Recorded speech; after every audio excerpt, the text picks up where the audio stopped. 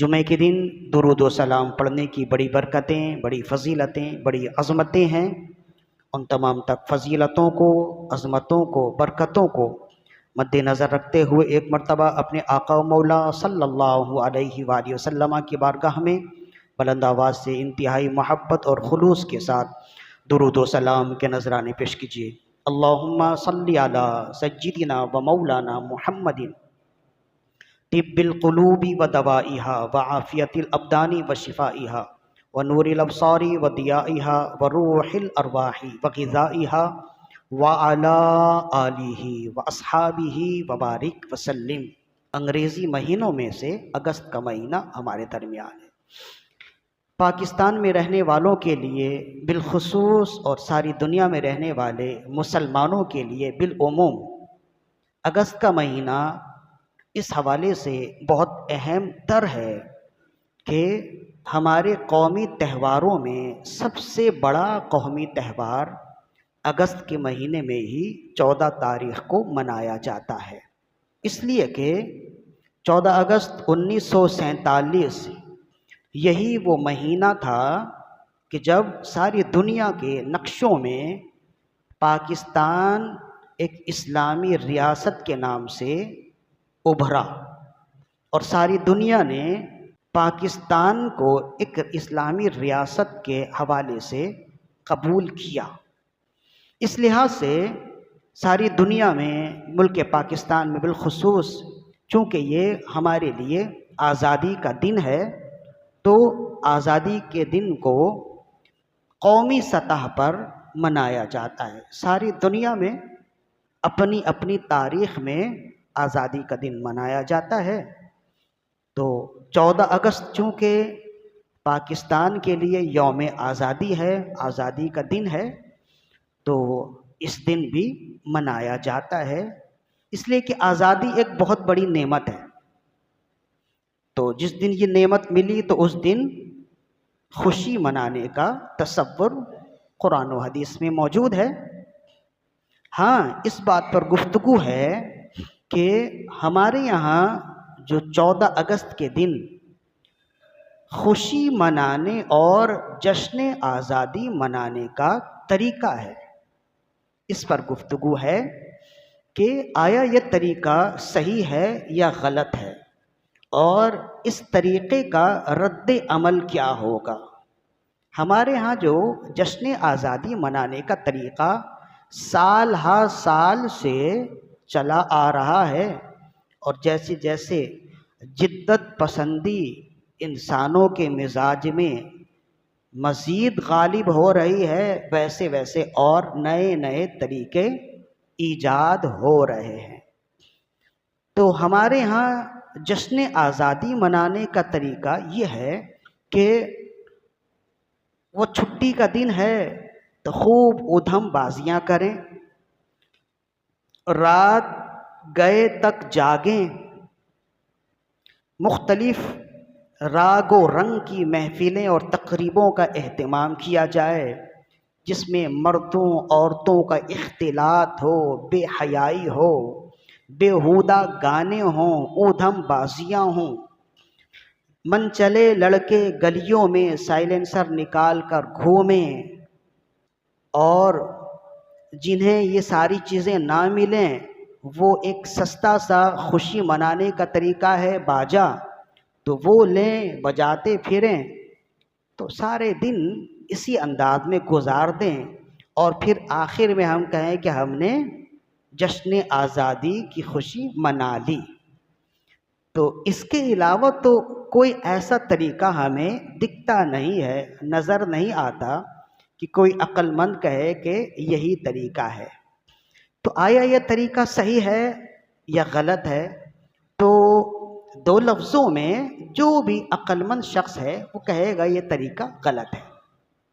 اب اس طریقے کا رد عمل کیا ہوگا، اور یہ طریقہ کیوں ہمارے ہاں رائج ہوا، اس میں سرکاری سطح سے لے کے اوپر سے لے کے نیچے تک تمام لوگ قصوروار ہیں۔ اس کی وجہ یہ ہے کہ بڑوں کو تو معلوم ہے، جنہوں نے آزادی کے ایام دیکھے، جو 70 سال 80 85 سال کی عمر کے لوگ ہیں، تو انہوں نے اپنے وقت میں یعنی ہوش مندی میں وہ سارے احوال دیکھے، تو انہیں تو معلوم ہے کہ آزادی کتنی مشکلوں سے ملی۔ لیکن ابھی کے جو ہمارے نوجوان ہیں یا کم سن لڑکے ہیں یا لڑکیاں ہیں، انہیں تو معلوم نہیں ہے نا کہ انہیں آزادی کیسے ملی۔ آج وہ ایک آزاد فضا میں سانس لے رہے ہیں تو اس کے پیچھے کتنی قربانیاں ہیں، انہیں تو معلوم نہیں ہے نا۔ تو اصل میں بات یہ ہے، اس چیز کی اہمیت معلوم نہ ہو اس کی قدر نہیں ہوتی ہے۔ تو انہیں بتانے کی ضرورت ہے کہ آزادی کیسے ملی اور آزادی کے راہ میں کتنے لوگ شہید ہوئے۔ تو جب انہیں یہ معلوم ہو جائے گا، پھر انہیں یہ لگے گا کہ یہ آزادی ہمارے لیے بہت بڑی نعمت ہے۔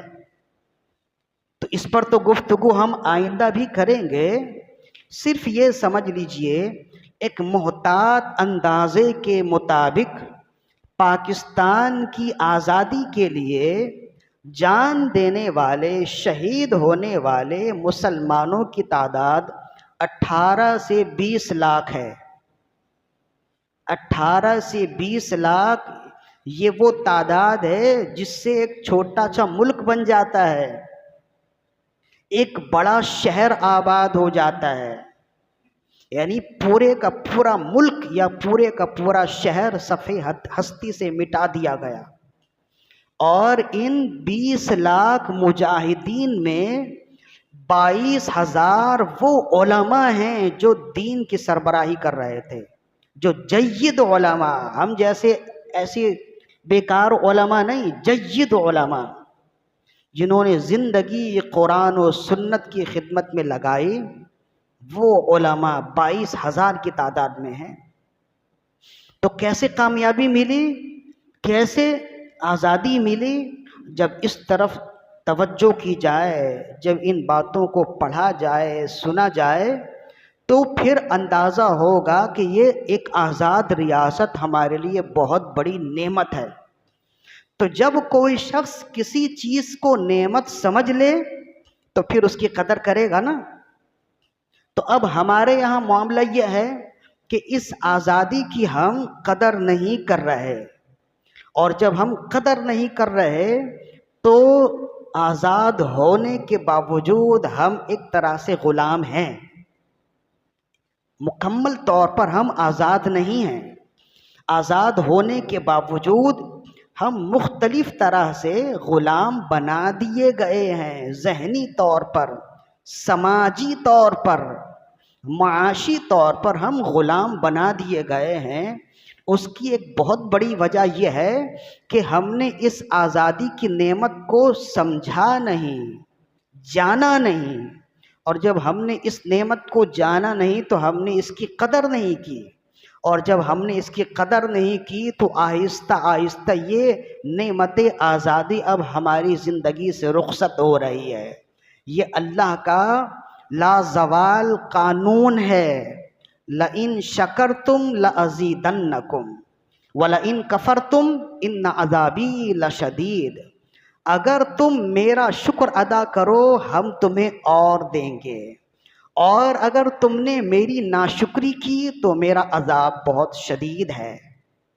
تو یہ قرآن مجید کی آیت اور اس مضمون کی آیات کئی ہیں، یہ ہمیں بتاتی ہیں کہ آزادی کی خوشی اس انداز سے منایا جائے کہ اس انداز میں اللہ کی بارگاہ میں شکر گزاری ہو جائے۔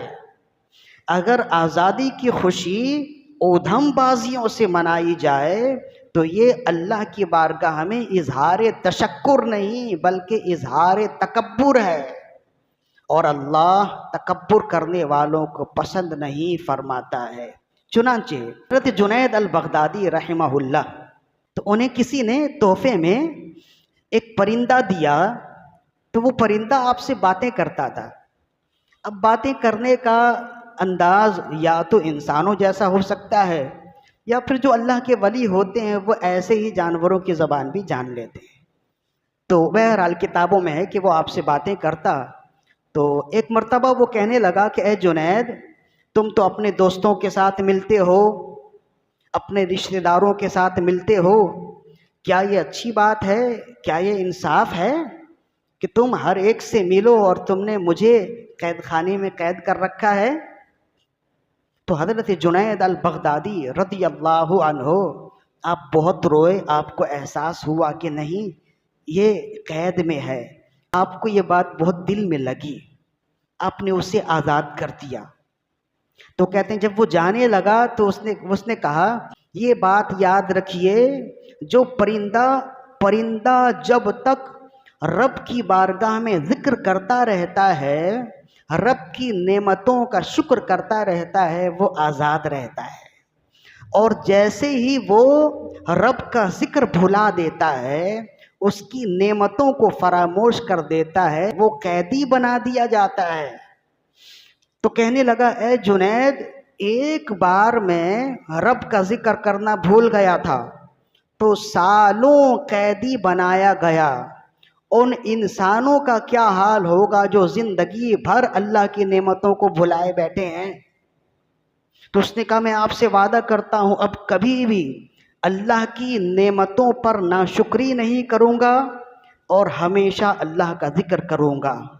تو پھر وہ پرندہ اڑا، کہتے ہیں کہ وہ پرندہ پھر گاہے بگاہے آپ سے ملتا رہا، جب آپ دسترخوان پر بیٹھتے تو پرندہ بھی آ جاتا، آپ کے ساتھ کھاتا، پھر وہ اڑ جاتا۔ ایک موقع پر جب وہ آیا تو اس نے دیکھا کہ حضرت جنید البغدادی رضی اللہ عنہ وصال فرما چکے ہیں، تو وہ آپ کی قبر پر گرا اور وہیں اس کی بھی روح نکل گئی۔ تو کہتے ہیں آپ ہی کے مزار کے ساتھ ہی اس پرندے کو بھی دفنا دیا گیا۔ تو اس حکایت میں ہمارے لیے یہ سبق موجود ہے کہ اس پرندے نے کہا کہ آزادی کی قیمت اللہ کا ذکر ہے، اور اللہ کی نعمتوں پر شکر کرنا یہ آزادی کی قیمت ہے۔ جو اللہ کی نعمتوں کا شکر کرتا رہے وہ آزاد رہے گا، اور جو اللہ کی نعمتوں کی ناشکری کرے گا وہ غلام بنا دیا جائے گا۔ یہ اس پرندے کی ہی بات نہیں ہے۔ حضرت ابراہیم بن فاتق رضی اللہ عنہ فرماتے ہیں لا زوال لنعمت اذا شکرتا ولا بقاء لنعمت اذا کفرتا۔ اگر تم شکر کرو گے تمہاری نعمتوں میں زوال نہیں ہوگا، اور اگر تم ناشکری کرو گے تمہاری نعمتوں میں بقا نہیں رہے گی، تمہاری نعمتیں ختم ہو جائیں گی۔ تو یہ آزادی بھی بہت بڑی نعمت ہے، اور اس نعمت کا بدلہ یہ ہے کہ اللہ کی بارگاہ میں شکر گزاری کی جائے، اللہ کی بندگی کی جائے۔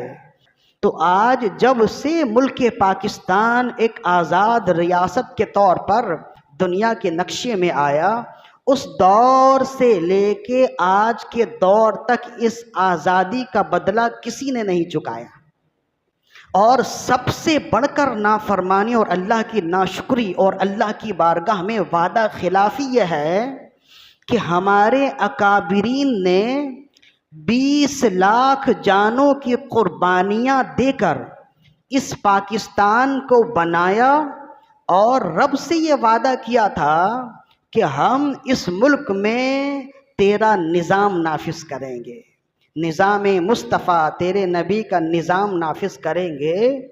تو اس زمانے سے لے کے آج تک بہت ساری ترقیاں ہوئیں، بہت ساری تنزلیاں ہوئیں، لیکن اگر وعدہ وفا نہ ہوا تو رب کا وعدہ وفا نہ ہوا۔ جو وعدہ ہمارے اکابرین نے کیا، اور اسی وعدے کے صدقے میں اور اسی وعدے کے بدلے میں اللہ نے مسلمانوں کے ایک آزاد ریاست عطا فرمائی، اور وہ وعدہ کیا تھا؟ اس ملک میں نظام مصطفیٰ رائج کریں گے، ہماری عدالتوں میں جب فیصلہ ہوگا تو فقط قرآن و حدیث سے فیصلہ ہوگا۔ آج اگر ایسا ہو جائے نا تو ملک پاکستان کے اکثر حکمرانوں کے ہاتھ کٹے ہوئے ہوں، اس لیے کہ اس حمام میں سبھی ننگے ہیں، کوئی چھوٹا چور ہے تو کوئی بڑا چور ہے، کوئی ہیرا چور ہے تو کوئی کیرا چور ہے، چوری ہر ایک نے کی ہوئی ہے۔ تو اگر نظام مصطفیٰ کا قیام آ جائے، ہو جائے، تو سب کے سب تو ٹنڈے ہو جائیں گے نا۔ اسی وجہ سے اوپر سے لے کے نیچے تک ہر ایک یہی کوشش کرتا ہے کہ کسی طرح اللہ کا نظام اس زمین میں نافذ نہ ہو، اور وہ یہ کوشش اس وجہ سے بھی کرتے ہیں کہ ان کوششوں کے بدلے انہیں بیرونی دنیا سے بہت کچھ مراعات دی جاتی ہیں۔ اس لیے کہ ساری دنیا جانتی ہے کہ جس ملک میں نظام مصطفیٰ کا قیام ہو جائے اس ملک کی کرنسی سب سے اوپر چلی جائے گی، اس لیے کہ سود ختم ہو جائے۔ جس ملک میں سود کی لعنت ختم ہو جائے اس ملک کی کرنسی سب سے اوپر جائے گی، اور جن کی کرنسی اوپر ہے وہ کبھی نہیں چاہتے کہ ان سے اوپر بھی کسی کی کرنسی ہو۔ تو یہ ایک سوچے سمجھے نظام کے تحت لوگوں کو اس طرح سے جال میں پھنسا دیا گیا کہ حکمران تو حکمران، عام لوگ بھی پھنسے ہوئے ہیں۔ تو یہاں رونا فقط حکمرانوں کا ہی نہیں ہے، اگر وہ برے ہیں تو کچھ اچھے ہم بھی نہیں ہیں۔ ہمارے اپنے اعمال بھی ایسے ہیں جو قابل گرفت ہیں، جو بتانے والے نہیں ہیں۔ اگر انہوں نے اللہ کی نافرمانی کی ہے تو ہم کون سا اللہ کی فرما برداری کر رہے ہیں؟ ہمیں بھی تو یہ ملک آزاد ملک ملا، ہم اس آزادی کا کیا بدلہ دے رہے ہیں؟ ہر ایک یہ پوچھتا ہے کہ اس پاکستان نے ہمیں کیا دیا؟ سوال یہ ہے کہ تم نے اس پاک سرزمین کو کیا دیا ہے؟ ہمارے اکابرین نے جو سوچا تھا، تم ان کی سوچ کے امانت دار ہو، تم ان کی امانتوں کے امین ہو۔ انہوں نے اپنی امانتیں تمہیں دیں، تم نے اس امانت کے ساتھ کیا کیا ہے؟ سوال یہ ہے، یہ زمین ہر ایک سے پوچھتی ہے کہ جس دن یہ ملک آزاد ہوا اس دن میں خوشی منانے کا، اللہ کی بارگاہ میں شکر گزاری کرنے کا یہی طریقہ ہے کہ تم باجا بجاؤ اور اپنی گاڑیوں سے، موٹر سائیکلوں سے سائلنسر نکال کر گلیوں میں گھومتے رہو، بیماروں کو تنگ کرو، چھوٹے بچوں کو تنگ کرو، جو سوئے ہوئے ہیں ضعیف ہیں انہیں تنگ کرو، رات بھر اودھم بازیاں کرو اور کہو کہ ہم نے آزادی کا حق ادا کر دیا؟ ہرگز ایسا نہیں ہے۔ تو بہت کچھ کھو لیا ہے، اور اللہ نہ کرے کہ بہت کچھ کھو دیا جائے۔ اس سے قبل ہر ایک کو چاہیے کہ اپنے اپنے دل کا قبلہ درست کرے۔ ہر ایک کے لیے لازم ہے کہ وہ اپنے دل کا قبلہ درست کرے، ورنہ یاد رکھیے جو قومیں آزادی کی قیمت نہیں چکاتی وہ غلام بنا دی جاتی ہے، اور جو قوم غلام ہونے کے باوجود اگر رب کی بندگی کرے تو اللہ اسے آزادی دے دیتا ہے۔ یہ اللہ کا ایک لازوال قاعدہ ہے، یہ اللہ کا ایک ایسا قانون ہے جو قیامت تک کے لیے ہے۔ ایک ملک ہے قبرص، اسے قبرص بھی بول دیتے ہیں، یہ روم کے مشرقی علاقے کی طرف ہے، اناطولیہ کے قریب کا علاقہ پڑتا ہے، ترکی سے بھی یہ علاقہ لگتا ہے۔ یہ ایک الگ ریاست ہے، اور صحابہ کرام نے اسے فتح کیا، اور اسے فتح کرنے میں صحابہ کرام نے بہت ہی جان توڑ محنت کی، اس لیے کہ یہ ایک الگ ریاست ہونے کی وجہ سے بہت مضبوط ریاست تھی، اور یہاں کے لوگ بڑے مضبوط، دولت مند، طاقتور، ہر لحاظ سے اپنی حفاظت کرنے والے تھے۔ تو مہینوں تک بلکہ سالوں تک صحابہ اس ملک کو فتح کرنے پر لگے رہے، اور بالآخر فتح کرنے میں کامیاب ہو گئے۔ تو ایک صحابی ہیں، ایک تابعی ہیں، حضرت جبیر بن نفیر، یہ تابعی ہیں، انہوں نے کئی صحابہ کرام کی زیارت کی ہے۔ یہ قبرص کے فتح میں صحابی رسول حضرت ابو درداء رضی اللہ عنہ کے ساتھ تھے۔ بہرحال جب یہ ملک فتح ہوا تو یہ تو خوشی کا دن تھا، جیسے 14 اگست پاکستان آزاد ہوا تو یہ خوشی کا دن ہے نا۔ تو حضرت جبیر بن نفیر کہتے ہیں امام احمد نے اپنی کتاب الزہد میں اس کو اپنی سند سے لکھا، کہتے ہیں لما فتحت قبرص وفرق بین اہلها فبکا بعضهم الی بعض، کہتے ہیں کہ جب قبرص یہ ملک فتح ہوا تو مسلمانوں نے سارا اختیار ان سے لے لیا اور انہیں تمام تر اختیارات سے، زمینوں سے، ان کی جائیدادوں سے بے دخل کر دیا، اور وفرق بعضهم الی بعض، اور سب کے سب غلام بنا دیے گئے، مرد بھی غلام بنا دیے گئے، عورتیں بھی باندی بنا دی گئیں۔ تو کہتے ہیں فبکا بعضهم الی بعض، وہ سب کے سب ایک دوسرے کو لپٹ لپٹ کر رو رہے تھے، اور یہاں مسلمان خوش ہو رہے تھے، سجدہ شکر ادا کر رہے تھے کہ اللہ نے یہ زمین عطا کی کہ اس زمین پہ اب تک شرک و کفر کا دور تھا، اب اسلام کا دور ہوگا۔ تو مسلمان خوش تھے۔ حضرت جبیر بن نفیر کہتے ہیں کہ یہ بھی بڑے خوش تھے، اس خوشی کے موقع پر اپنے دوست کو تلاش کر رہے تھے، حضرت ابو درداء کو۔ تو کہتے ہیں وہ انہیں ملے نہیں کسی مجمع میں، تو کہتے ہیں فرائیت ابا الدرداء جالسا وحدہ یبکی، میں نے دور کہیں ابو درداء کو دیکھا، وہ تنہا بیٹھے ہوئے رو رہے۔ تو حضرت جبیر بن نفیر وہاں پہنچے، اور پہنچنے کے بعد کہنے لگے یا ابا الدرداء ما یبکی کا فی یوم اعز اللہ فیہ الاسلام و اہلہ، اے ابو درداء آج کے دن آپ کیوں کر رو رہے ہیں، حالانکہ آج کے دن اللہ نے اسلام کو عزت دی، مسلمانوں کو عزت دی، یہ رونے کا دن تو نہیں ہے میرے خیال میں، یہ تو خوشی کا دن ہے۔ تو حضرت ابو درداء کہنے لگے تم اپنی جانب دیکھ رہے ہو اور میں ان لوگوں کی جانب دیکھ رہا ہوں کہ ہمیں تو فتح ملی اللہ کی شکر گزاری کی وجہ سے، وہ کیوں ہار گئے ہم سے، میں ان کی جانب دیکھ رہا ہوں۔ اور کہنے لگے کہ ویحکا یا جبیر ما احون الخلق علی اللہ اذا ہم ترکوا امرہ بینا، اے جبیر بن نفیر یہ لوگ بڑے طاقتور تھے، اگر یہ اللہ کی بندگی کر رہے ہوتے تو اتنے کمزور نہیں ہوتے۔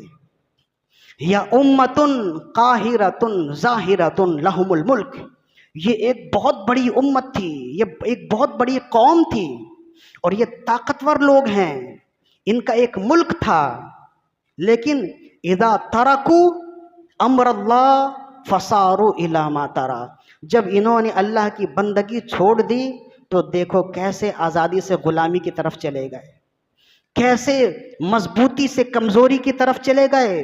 یا امت قاہرۃ ظاہرۃ لہم الملک، یہ ایسے لوگ نہیں تھے کہ پلپلے تھے انہیں مسخر کر لیا جاتا، ہم نے انہیں مسخر کرنے میں سالوں لگا دیے، لیکن بہرحال کامیاب ہوئے، ہم تو کامیاب ہوئے، اس کی وجہ یہ ہے کہ ہم نے اللہ کی بندگی کی، یہ ناکام کیوں ہوئے؟ تو کہنے لگے کہ جب انہوں نے اللہ کی بندگی چھوڑ دی، اللہ کی آزادی کی نعمت جو اللہ نے انہیں عطا کی، اس نعمت کی ناشکری کی، تو یہ لوگ بہت طاقتور تھے، اس کے باوجود اللہ نے انہیں کمزور کر دیا، یہ لوگ بہت زیادہ مضبوط تھے، اس کے باوجود اللہ نے انہیں کمزور کر دیا۔ فصاروا الی ما تری، پھر تم دیکھو کہ یہ ایسے ہی ہو گئے جیسے تم دیکھ رہے ہو۔ تو یہ مسلمانوں کے لیے تازیانہ عبرت ہے، اور یہ ہمیں بتاتا ہے کہ یہ ملک نہ باجا بجا کر آزاد ہوا ہے، اور نہ ہی آزادی کے بدلے میں یہ شکر کا طریقہ ہے کہ باجا بجایا جائے، لہذا یہ ملک قربانیوں کا نتیجہ ہے، جیسا بھی ہے ہم آزاد فضاؤں میں سانس تو لے رہے ہیں نا، یہ اللہ کی بہت بڑی نعمت ہے۔ اگر آزادی دیکھنی ہے تو کشمیریوں سے پوچھئے آزادی کتنی بڑی نعمت ہے، آزادی کی نعمت پوچھنی ہے تو برما جا کر پوچھئے، ان سے پوچھئے جن کا شناختی کارڈ نہیں بنتا، جن کے یہاں بچوں کو تعلیم حاصل کرنے کی اجازت نہیں ہے مسلمانوں کو، جہاں مسلمانوں کے بچوں کو بچہ پیدا کرنے کی اجازت نہیں ہے، وہ اپنی کمیونٹی کم رکھیں، اپنی تعداد کم رکھیں، انہیں بچوں کو تعلیم دینے کی اجازت نہیں ہے، انہیں اچھا گھر بنانے کی اجازت نہیں ہے، انہیں بڑی زمین رکھنے کی اجازت نہیں ہے، انہیں کوئی بڑا کاروبار کرنے کی اجازت نہیں ہے۔ یہ وہ لوگ ہیں جو روہنگیا کے لوگ ہیں، جو برمی ہیں۔ ان سے جا کر پوچھئے آزادی کیا چیز ہے، آزادی کیا چیز ہے۔ جا کر غزہ کے مسلمانوں سے پوچھئے کہ جدی پشتی ان کی دولت ہے، ان کی زمینیں ہیں، ان کی پوری جائیداد ہے، پورا کاروبار ہے، اور آج ان کے سب کچھ سارے مال پر یہودیوں نے قبضہ کر لیا ہے، اور وہ کہہ رہے ہیں کہ ہم اس کے مالک ہیں، وہ کہہ رہے ہیں کہ ہماری زمین سے نکلو، اور غزہ کے مسلمان کہہ رہے ہیں کہ یہ ہماری زمین ہے، نکلنا تمہیں ہے، ہمیں نکلنا نہیں ہے۔ تو آزادی کیا چیز ہے، ان سے جا کر پوچھیں۔ آج بہت سارے ایسے لوگ ہیں جو ناشکرہ پند کرتے ہوئے کہہ دیتے ہیں کہ ہم آزاد نہیں ہیں۔ بہرحال بہت سے معمولات ہمارے ہیں جس کو صرف نظر کیا نہیں جا سکتا، اس کے باوجود یہ ایک زندہ حقیقت ہے، ہم آج بھی آزاد قوم ہیں۔ آزادی سے ہم نمازیں پڑھ سکتے ہیں، آزادی سے ہم اذانیں دے سکتے ہیں، جہاں چاہیں ہم میلاد النبی کر سکتے ہیں، جہاں چاہیں ہم جلسے کر سکتے ہیں، جہاں چاہیں ہم اللہ کی بندگی کر سکتے ہیں۔ ایسا نہیں ہے کہ کسی مسجد میں ہم نماز پڑھیں تو پیچھے سے کوئی آ کر ہمیں مار کر نکال دے، ایسا نہیں ہے۔ یہ وہ فلسطین کے لوگ ہیں، کشمیر کے لوگ ہیں، ان کے ساتھ یہی برتاؤ ہوتا ہے۔ تو یہ آزاد ملک ہے، اور 14 اگست کے دن ہمیں آزادی ملی، تو اب اس آزادی کے حوالے سے ہم نے تھوڑی سی گزارشات آپ کو کی ہیں کہ ہمیں یوم آزادی کیسے منانا چاہیے۔ اب مجھے بتائیے کہ اپنے نوجوانوں سے سوالات ہیں، بوڑھے تو سائلنسر نکال بھی نہیں سکتے نا، نوجوانوں سے سوال ہے، اب بتائیے کہ آزادی کی خوشی ہم سائلنسر نکال کے منائیں یا اللہ کی بارگاہ میں شکر گزاری کرتے ہوئے منائیں؟ بولیے بھائی نوجوان ساتھی، ہاں یہ آپ نے سننا بھی ہے اور آگے یہ پیغام پہنچانا بھی ہے۔ بوڑھے تو سائلنسر نہیں نکال سکتے نا، اور نہ ہی وہ باجا بجائیں گے، یہ سارے کام نوجوان کرتے ہیں، اور ان کی دیکھا دیکھی پھر بچے بھی کرتے ہیں۔ تو یہ نہ کریں، یہ ناشکری ہے۔ ہم آزاد ملک میں ہیں اور اللہ نے ہمیں یہ آزادی دی ہے، تو اس کا شکر ادا کریں، اور شکر ادا کرنے کا یہ بھی ایک طریقہ ہے کہ کچھ نہ کریں، یہ بھی شکر ہے۔ اور آج کے مسلمان کچھ کریں یہ تو بہت بڑی بات ہے، اور اگر کچھ نہ بھی کریں تب بھی بہت سکون کی بات ہے۔ اس لیے کہ بندہ جب سویا رہے نا تو کم از کم اتنا تو ہے گناہوں سے بچا رہتا ہے۔ تو باہر نہ نکلیں 14 اگست کے دن، رات باہر اپنی کالی نہ کریں، گناہوں میں، عورتوں اور مردوں کی مخلوط تقریبات میں اپنے آپ کو شرکت سے بچائیں، کہ یہ دن اللہ کی ناشکری کے لیے دن نہیں بلکہ اللہ کی بارگاہ میں شکر گزاری کے دن ہیں۔ اور یہ حدیث ہمیشہ یاد رکھیے، جو قوم نعمتوں کی شکر گزار نہیں ہوتی وہ غلام بنا دی جاتی ہے۔ باجا بجانے کے بارے میں تو میں نے ایک تحریری فتویٰ بھی لکھا ہے، جو ہمارے دارالفتہ احکام شریعت کے پیج سے شائع ہوا ہے، اس پر کافی تفصیل سے ہم نے گفتگو کی ہے۔ بس یوں سمجھ لیجئے کہ رسول اللہ صلی اللہ علیہ وآلہ وسلم کی ایک صریح حدیث ہے، آپ نے فرمایا صوتانی ملعونانی فی الدنیا والآخرہ، دو آوازیں وہ ہیں جن پر دنیا اور آخرت میں لعنت کی گئی ہے، اللہ نے لعنت کی ہے۔ فرمایا وہ دو آوازیں کون سی ہیں؟ فرمایا کہ مزمار عند نعمت و رنت عند مصیبت۔ پہلی آواز کون سی ہے جس پر لعنت ہے؟ فرمایا خوشی کے وقت باجا بجانا۔ اور دوسری آواز جس پر لعنت کو ہے وہ کون سی ہے؟ فرمایا مصیبت کے وقت دھاڑیں مار کر، چیخیں مار مار کر رونا۔ فرمایا یہ دو آوازیں ایسی ہیں جن پر لعنت ہے۔ تو جب آواز پر لعنت ہے تو آواز والے پہ بھی لعنت ہے۔ اور لعنت کا مطلب کیا ہوتا ہے؟ اللہ کی رحمتوں سے دور ہونا۔ تو اب اس پر دو اور بھی مسئلہ ہے۔ ایک مسئلہ تو یہ ہو گیا نا کہ یہ لعنت ہے باجا بجانا۔ اب اگر بڑوں نے بچوں کو دلایا تو بچے گناہگار نہیں ہوں گے۔ بڑوں نے بچوں کو خرید کر دیا باجا بجانے کے لیے، اسی کام کے لیے، بچے تو شریعت اسلامیہ کے مکلف نہیں ہیں تو بڑے گناہگار ہوں گے، اور کیا گناہگار ہوں گے؟ تو یہ جو اللہ کی لعنت ہے پھر ان پر برسے گی۔ تو اس سے بچنا ہے، یہ شریعت کا قاعدہ ہے کہ جو کام بالغ کے لیے ناجائز ہے وہ کام نابالغوں سے کروانا بھی ناجائز ہے۔ فقہاء کرام نے بڑی مثالیں دی ہیں۔ مثال کے طور پر قبلہ رخ ہو کر پیشاب کرنا گناہ ہے نا، حرام ہے نا، لیکن اگر کوئی بڑا چھوٹے بچے کو قبلہ رخ کر کے پیشاب کروائے تو بچہ گناہگار ہوگا؟ فرمائے بڑا گناہگار ہوگا۔ ایسے ہی ریشم پہننا گناہ ہے نا، کوئی بڑا بچے کو پہنا دے تو بڑا گناہگار ہوگا۔ سونا پہننا گناہ ہے نا مردوں کے لیے، اگر کوئی بڑا کسی بچے کو جو مرد ہے اسے سونا پہنا دے تو بڑا گناہگار ہوگا، چھوٹا گناہگار نہیں ہوگا۔ اسی طرح اس کی اور بھی بہت ساری مثالیں ہیں۔ لہذا اس باجے سے، اس لعنت سے اپنے آپ کو بھی روکیے، اپنے بچوں کو بھی روکیے۔ وہ جس قدر بھی ضد کریں، اللہ کی نافرمانی میں کسی کی فرما برداری نہیں ہے۔ دو باتیں، اور تیسری بات، جب باجا بجانا گناہ ہے، باجا خرید کر دینا گناہ ہے تو باجا بیچنا بھی گناہ ہے۔ تو جیسے خریدنے والے گناہگار ہوں گے بیچنے والے بھی گناہگار ہوں گے۔